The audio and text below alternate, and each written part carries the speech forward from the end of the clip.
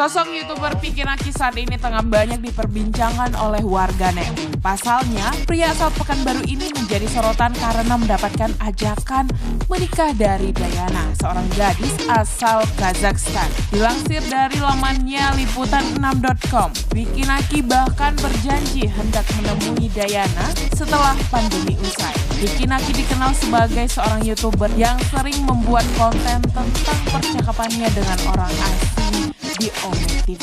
Selain itu, ia juga kerap mengejutkan lawan bicaranya dengan kemampuannya berbahasa asing. Diketahui bahwa Pikinaki memiliki kemampuan sebagai poliglot, yakni orang yang mampu menguasai banyak bahasa sekaligus. Saat ini, pria berusia 20 tahun ini dapat berbicara dalam bahasa Inggris, Rusia, Rumania, Arab, Mandarin, dan lain sebagainya. Menariknya, hal tersebut ia pelajari secara otodidak.